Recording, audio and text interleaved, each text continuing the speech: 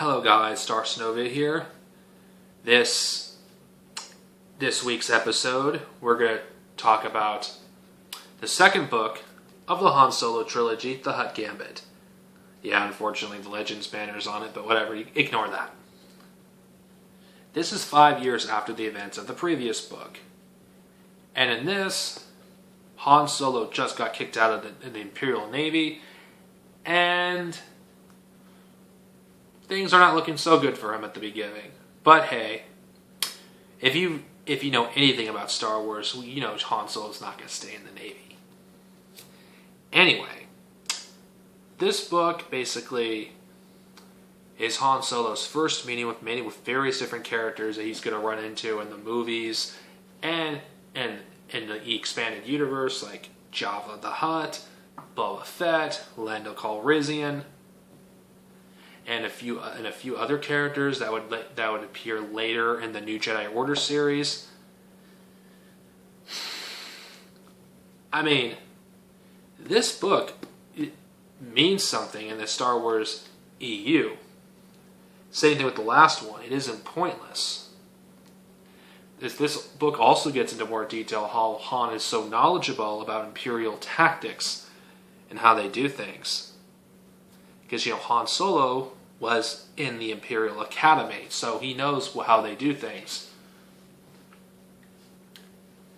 This also deals with Han Solo dealing with, if you're familiar with his first girlfriend, Barra Thane. You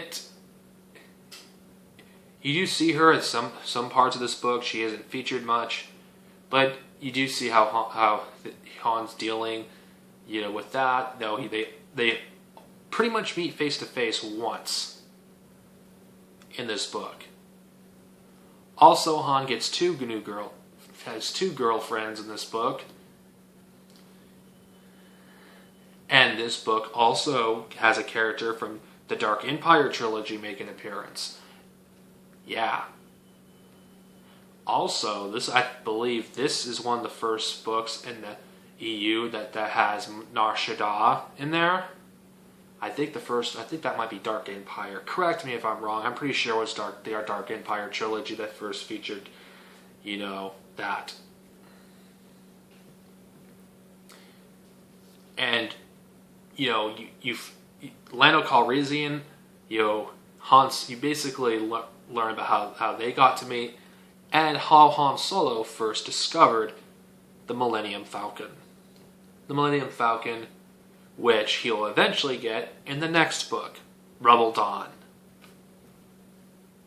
Now, I'm pretty sure there may be a minor continuity errors with this book, with a few others, because Rebel Dawn is supposed to be one of the last books that take place before Episode 4, but there's a series of books that takes place after this, like the Lando Calrissian adventures, the Han Solo adventures, and nothing's perfect.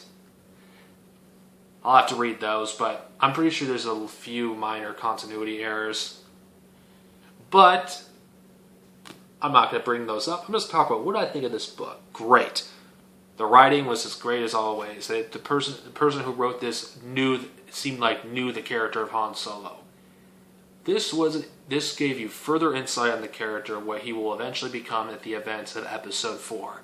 And it makes a lot of sense why he thinks the way he does.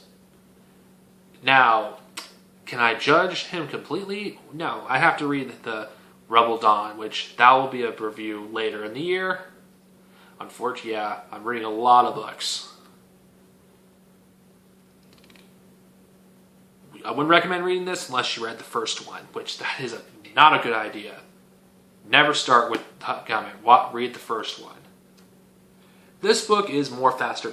The first one is a kind of slower pace than this one, but this one is pretty well paced. Honestly, it's a great story. If you want to put it down, maybe read something else because you don't want to read the next act of the trilogy, you can do that with these books, considering they take place at a pretty long time frame between each other. So that's one benefit about the Han Solo trilogy. If you don't want to read the whole trilogy right away, that's a plus. Anyway, what do I rate this? 4.5 out of 5 stars. Great book. Highly recommended. These are some of the best books in the expanded universe. These are some of the best books that feature the character Han Solo. I mean, there aren't many books that feature a Han Solo before Episode 4, and this is a rare treat. I definitely recommend reading these. Anyway, next time in this series, we're going to review the Rebel Dawn, but in this review series, we're going to go back and go to the Rebellion era between the events of Episode 5 and 6, and we're going to review Shadows of the Empire. I know many people have done it. Stupid Chainsaw Productions reviewed it not too long ago, but I'll give you my opinion about it. Anyway, guys, thanks for watching. May the Force be with you, and see you guys later.